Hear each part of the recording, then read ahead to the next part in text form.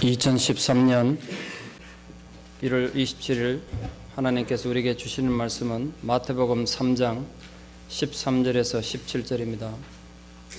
마태복음 3장 13절에서 17절 말씀을 봉독에 올리겠습니다. 이때 예수께서 갈릴리로부터 요단강에 이르러 요한에게 세례를 받으려 하시니 요한이 말려 이르되 내가 당신에게서 세례를 받아야 할 터인데 당신이 내게로 오시나이까?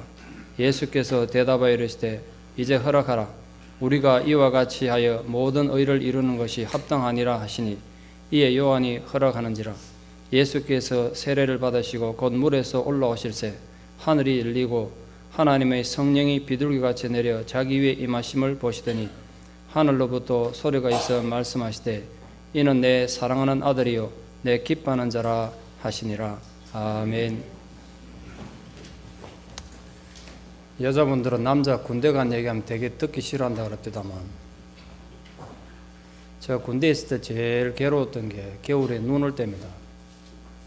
애인이랑 손잡고 걸으면 낭만일지 모르겠습니다만 그 넓은 비행장 활주로에 눈을 치워 있기 때문에 괴롭고도 괴로운 날이 눈 오는 날이었습니다. 활주로 폭이 한 최소한 300여 미터 되고 길이가 4km나 되는데 그 넓은 활주로는 뭐 트럭에다 장비를 달고 치웁니다만 계류장에서 경락구에서 비행기가 이제 활주로 나가려면 그 도로들이 많고 그 굉장히 넓은데 그건 손으로 치워야 돼요.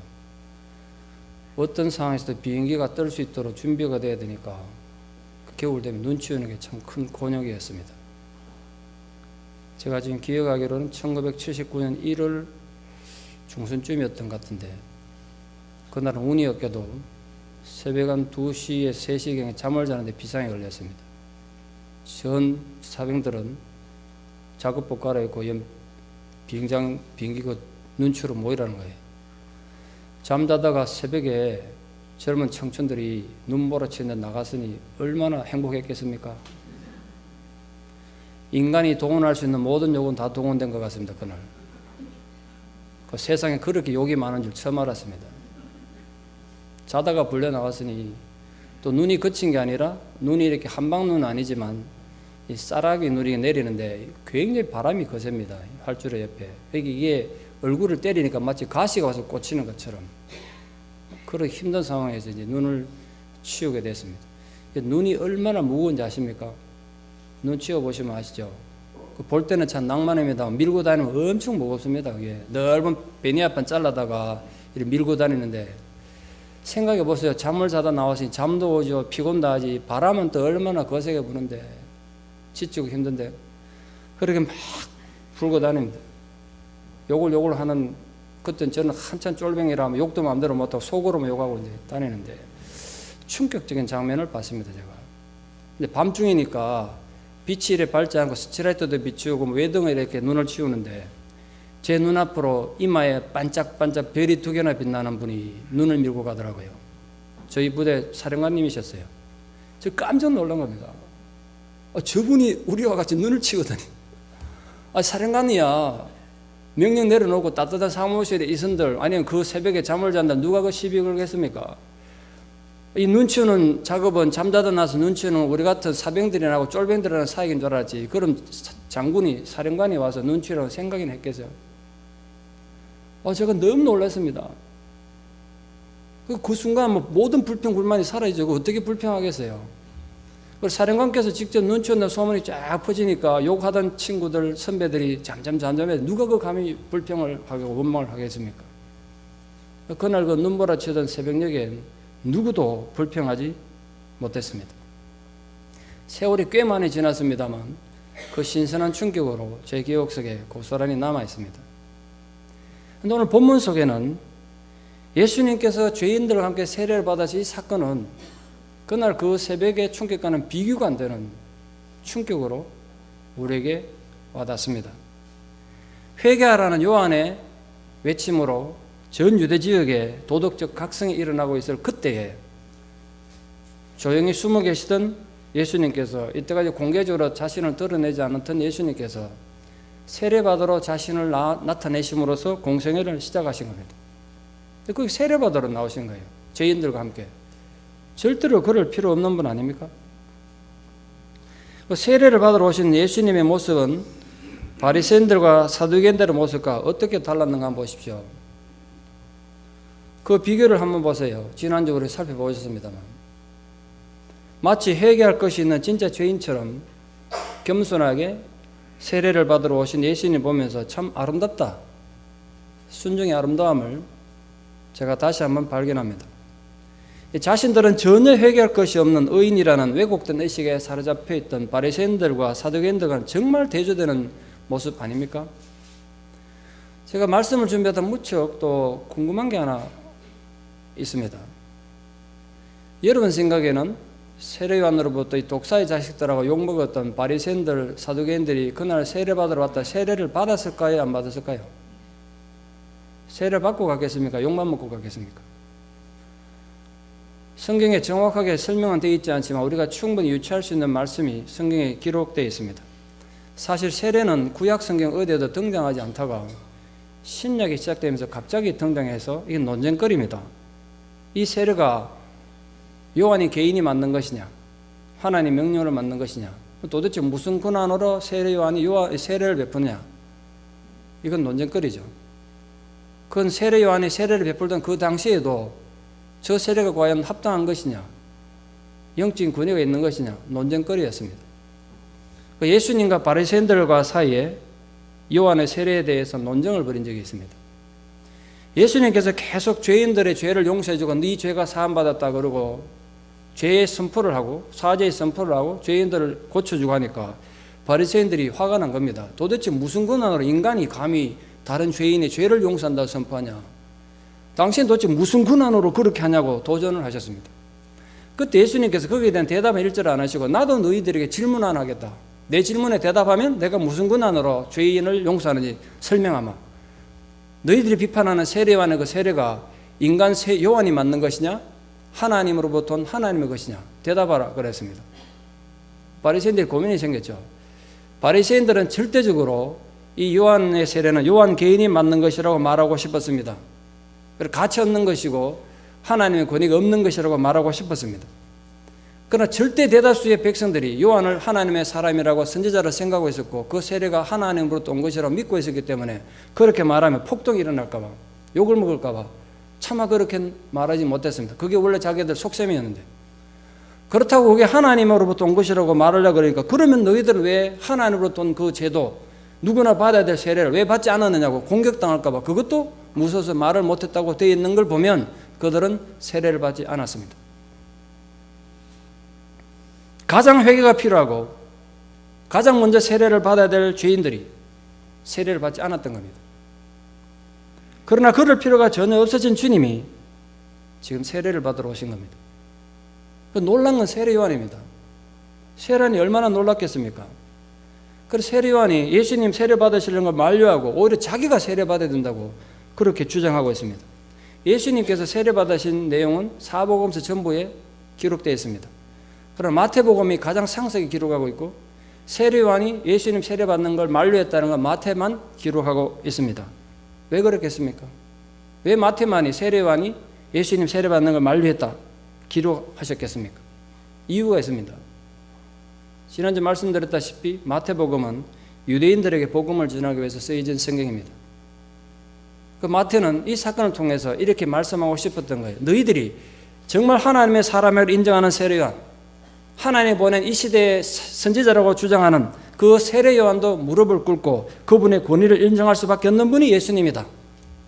그걸 언론적에 나타낸 거예요. 예수님이 그렇게 큰 자이고 위대한 분임을 마태는 유대인들에게 나타내고 싶었던 것입니다. 요한은 바리새인들 보고는 회개할 자격조차도 없는, 세례받을 자격조차 없는 독사의 자식들이라고 비난했었습니다. 그러나 예수님 앞에서는 자신이 세례를 베풀 자격이 없는 자라고 고백하고 있습니다. 오히려 내가 당신에게 세례를 받아야 된다고 말하고 있습니다. 그 말은 뒤집으면 무슨 뜻이냐면 나 또한 회개해야 할 것이 있는 죄인입니다, 이 뜻입니다. 요한이 자기 입으로 나도 세례를 받아야 될 사람입니다라고 표현한 건 나도 회개할 것이 있는 죄인이라는 뜻 아니겠습니까? 요한이 그 얘기 그렇게 고백한 겁니다.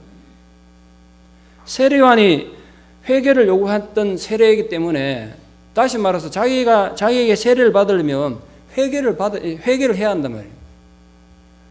그러나 세례 요한이 하나님께 주신 그 영성으로 아무리 살펴봐도 예수님에게서는 회개할 것을 찾지 못했습니다. 자기도 회개할 것이 있는 죄인인 자기 입장에서 순결을 무험하신 예수님이 어떻게 세례를 베풀겠어요? 있을 수 없는 일이죠. 그래서 제가 어떻게 세례를 줍니까?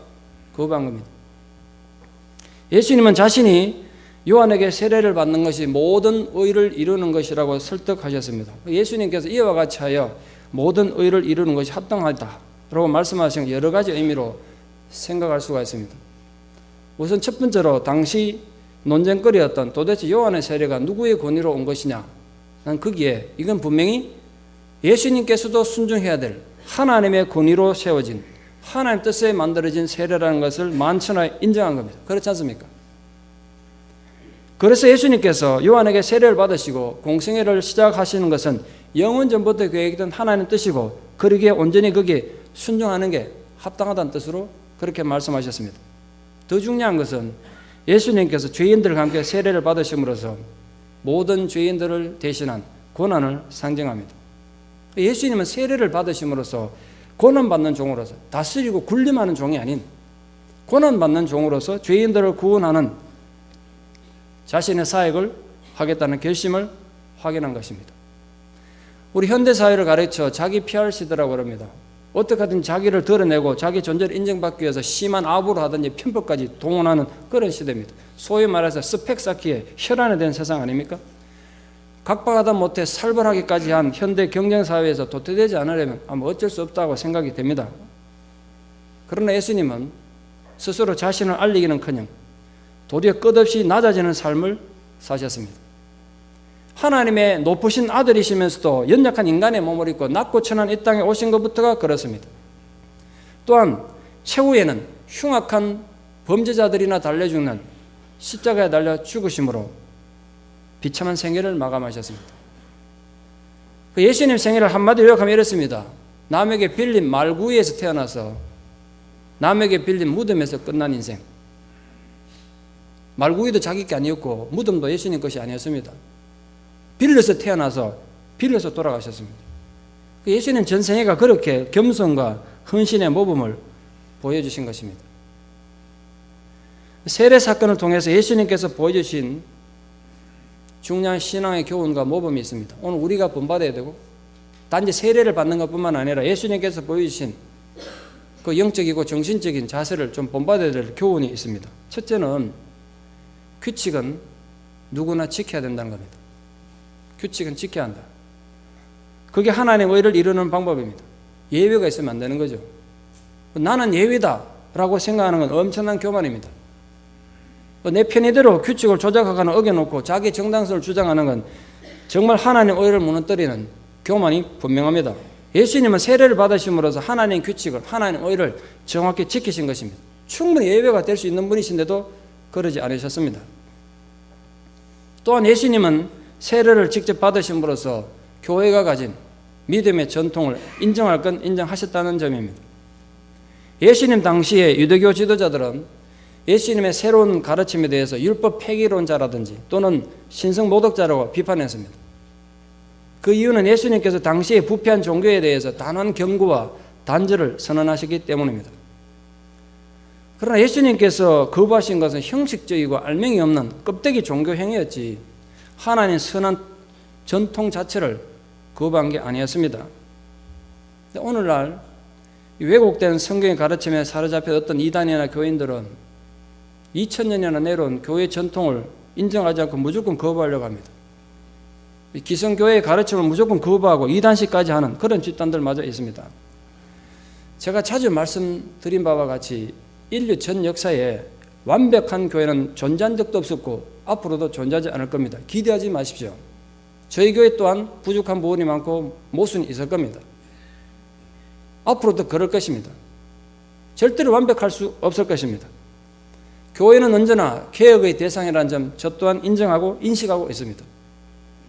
그렇다고 해도 교회가 개혁해야 될 문제가 있다고 해도 절대로 교회를 부정하면 안 되는 겁니다. 교회의 약한 면과 결점을 보고 무작정 정리해버리거나 무관심의 태도로 나는 관심 없다, 너희들이 잘해봐라, 그렇게 말하는 건 신앙인의 취할 자세가 아니란 거예요.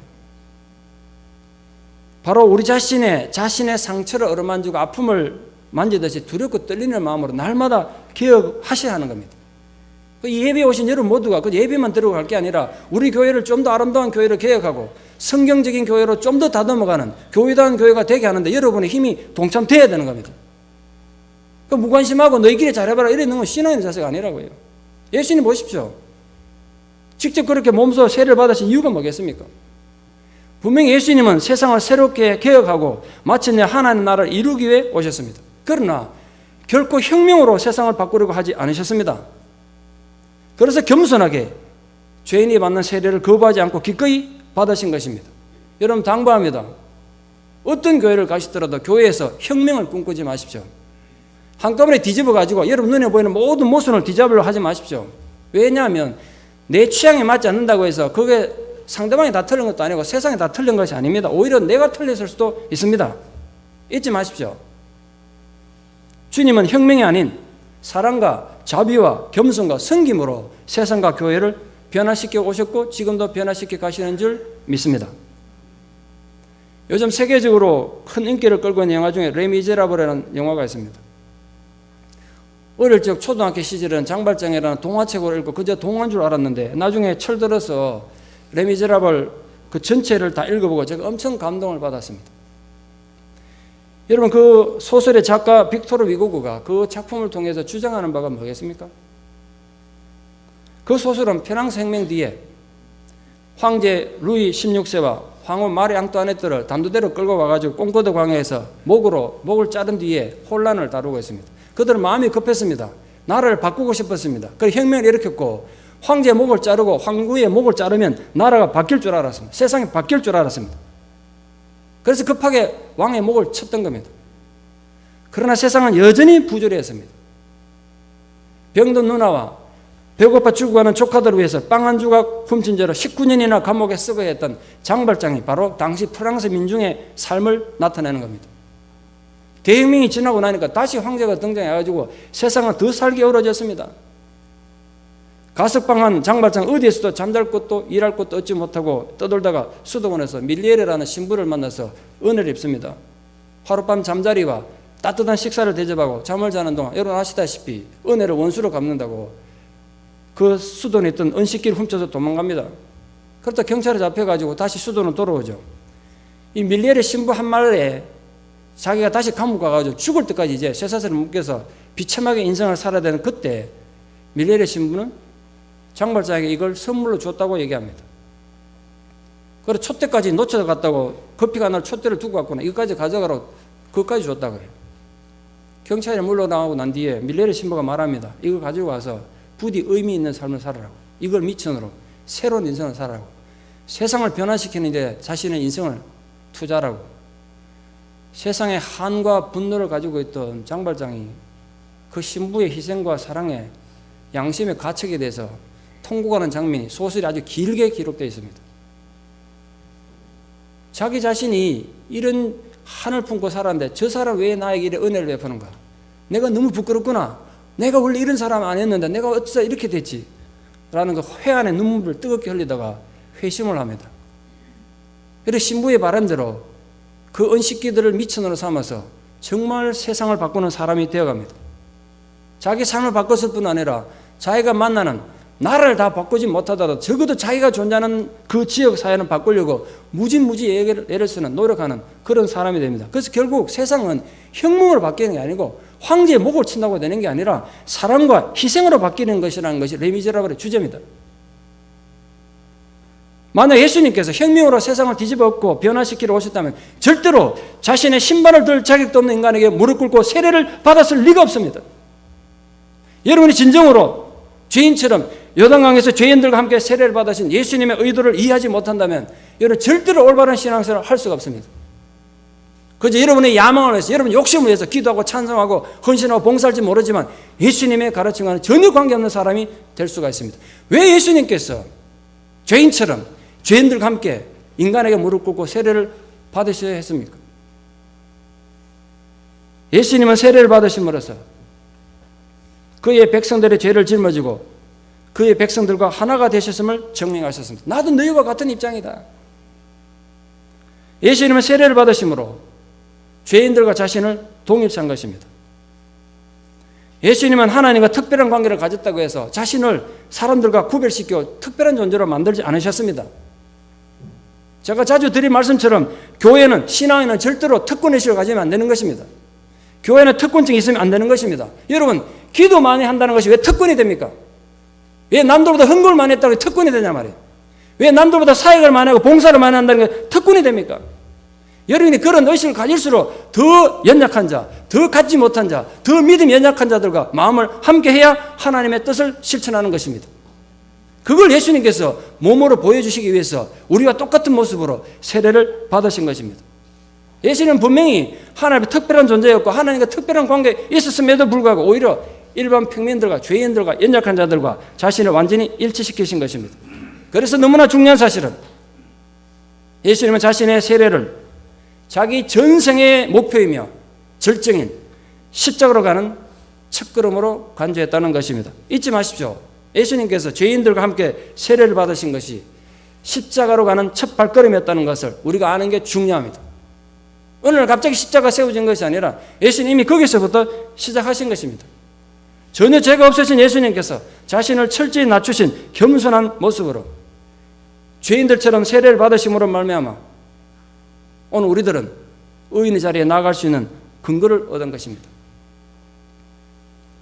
예수님의 이 세례 사건을 통해서 적어도 두 가지의 깨달음을 갖지 않았을까? 그렇게 정리를 해봤습니다. 첫째, 예수님께서는 자신이 하나님의 나라를 세우기 위해 특별히 하나님께 선택된 자로서 하나님과 각별한 관계를 가진다는 걸 이 세례 사건을 통해서 공개적으로 또 내면으로 재확인을 받았습니다. 그보다 더 중요한 것은 하나님이 약속하신 구원자가 된다는 것, 이 땅에서 메시아가 된다는 것은 일반인들이 기대하는 것과는 전혀 다르다는 의미를 명심하게 됐습니다. 세상이 주장하는 메시아는 군림하고 다스리고 자기 권위를 내세우는 것입니다만, 영광과 권세를 내세우는 겁니다만, 하나님의 메시아는 그런 영광과 권세의 자리가 아니라 고난과 섬김이 필수적인 자리임을 인정하신 것입니다. 하나님이시면서 동시에 인간으로 살아야 되는 예수님 입장에서 그 고난과 섬기는 일은 결코 쉬운 일이 아니었을 것입니다. 그러나 예수님은 기꺼이 그 고난의 길을 가셨습니다. 그 섬김과 고난의 출발이 바로 세례식이었던 것입니다.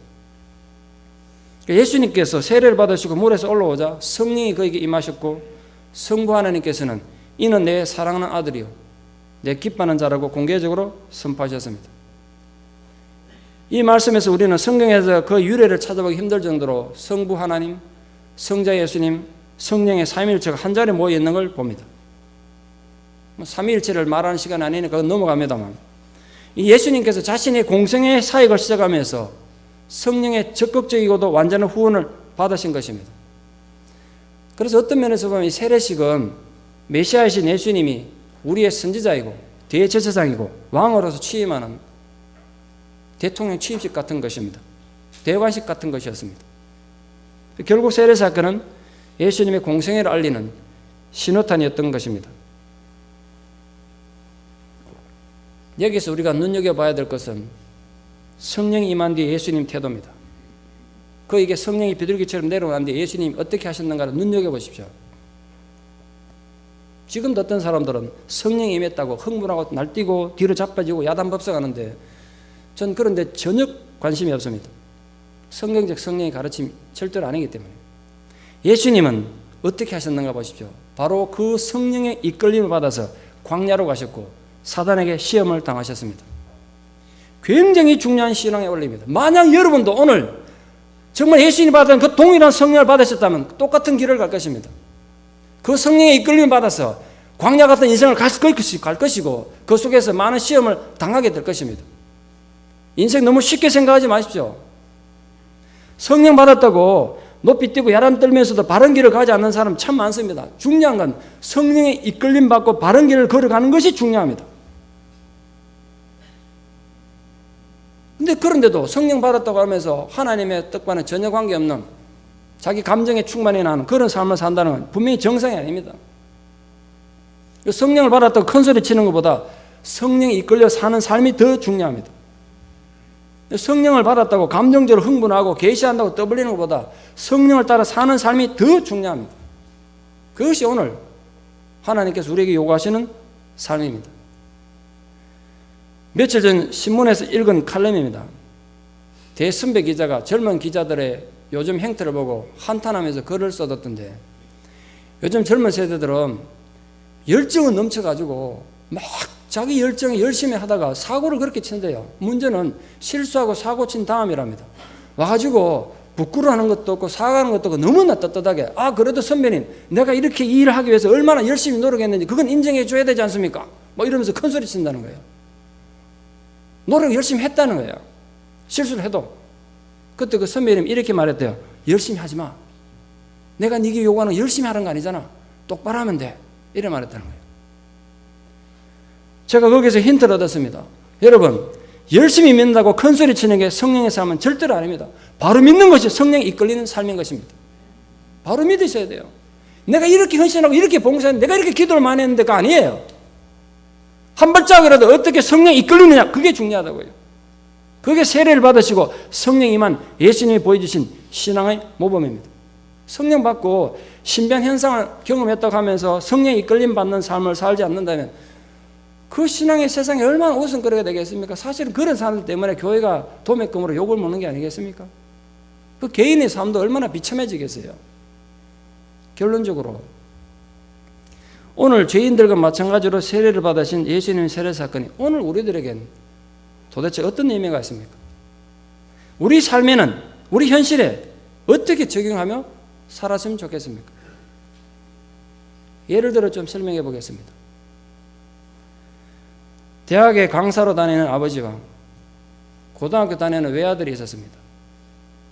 아버지는 다른 부모와 마찬가지로 아들을 지극정성으로 돌보고 사랑했지만 아들은 아버지 마음도 모른 채 불량한 친구들과 어울려 다니면서 온갖 못된 짓을 일삼았습니다. 아버지가 별의별 방법으로 다 타일러보고 그랬겠죠. 그러던 어느 날 아버지가 신발장을 내렸는데 그 신발장에 아들의 사진이 붙여있는 대학생 학생증을 발견했습니다. 그 이놈이 고등학생인데 바깥에 나와서 그 학생증 들고 이제 대학생처럼 행동한 겁니다. 그 학생증 들고 다그쳐 물었습니다. 이 가짜 학생증이 뭐냐? 네 이걸로 무슨 짓을 했느냐? 묵묵부답입니다. 아무리 다그쳐도. 아들은 막무가내로 입을 열지 않았습니다. 아버지는 하나밖에 없는 외아들이 계속 그렇게 탈선하는 걸 덮어두고 볼 수가 없었습니다. 아들이 자기 잘못을 인정하지도 않고 어떤 말도 하지 않으니까 화가 난 아버지가 아들에게 생일 선물로 준 오디오 세트를 아들 보는 앞에 부셔버렸습니다. 그 오디오는 정직하고 사랑스러운 아들에게 선물한 거지 탈선 일삼는 부끄러운 아들에게 준 건 아니란 그런 뜻으로 그렇게 한 겁니다. 그런데 아버지 의도를 전혀 이해 못했던 아들은 아버지한테 꾸중들은 그 다음날 가출해버렸습니다. 하루가 가고 이틀이 가고 일주일이 넘어도 소식도 없습니다. 아버지는 아들 떠난 날부터 밤에 잠도 못 자고 노심초사하고 걱정과 근심으로 뜬 눈을 지셨습니다. 일주일쯤 지난 어느 날 해질녘에 아들이 돌아왔습니다. 고개를 푹 숙이고 돌아왔습니다. 놀랍게도 아들이 막박 머리를 밀고 삭발하고 돌아왔습니다. 그리고 아버지 앞에 무릎을 꿇고 지난날의 잘못을 낱낱이 고백하고 자기가 그 학생증 들고 가짜 학생증이라고 술집도 다니고 별짓도 하고 다닌 거예요. 그렇게 잘못했느라고 제가 아무 생각이 없으니까 아버지한테 너무 잘못한 것 같아서 참회하는 마음으로 이렇게 삭발하고 왔습니다. 그래 말했습니다. 아버지는 아들이 회개하고 돌아온 것도 기뻤습니다만 아들이 이때까지 잘못하고 다니는 거 그냥 두면 아들 인생이 안 좋을 것 같아서 그 자리에서 경찰서 전화했습니다. 우리 아들이 남의 학생증 훔쳐가지고 지 사진 붙여서 돌아다니는데 어떻게 하면 되냐고. 경찰서 오라고 갔습니다. 절도죄, 공무수 위조죄가 해당되는데 아버지가 직접 이렇게 자수했기 때문에 불구속해서 훈방 조치해서 집으로 돌려보냈습니다. 그날 저녁입니다. 밖에 외출했던 아버지가 집에 돌아오셨는데 그 아버지 모습 보고 아들이 깜짝 놀랐습니다. 자기처럼 머리를 빡빡 밀고 돌아오셨어요.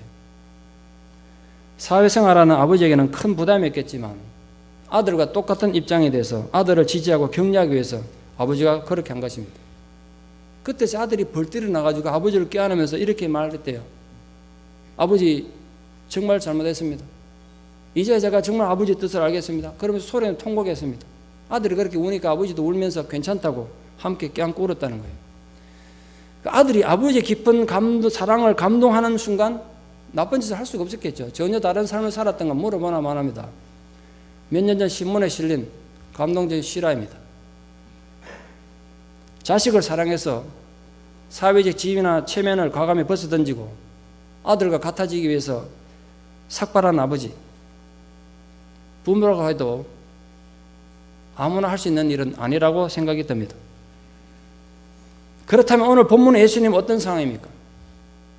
죄와는 도무지 상관이 없으신 분이, 하나님의 독생자로서 순백의 영혼을 가지신 분이 감히 그 신을 들 자격조차 없는 낮고 천한 인간에게 세례를 받으시더니, 더구나 그 세례는 죄에 대한 회개를 요구하는 회개의 세례였습니다. 세상을 구원하러 오신 메시아가 인간에게 회개의 세례를 받으시더니 정말 그럴 필요까지는 없었는데, 그런 생각 안 드십니까? 저는 그런 생각이 들어요. 정말 그럴 필요까지는 없었는데. 그래서 생각하다 오늘 설교 제목이 그거예요. 그럴 필요까지는 없었는데.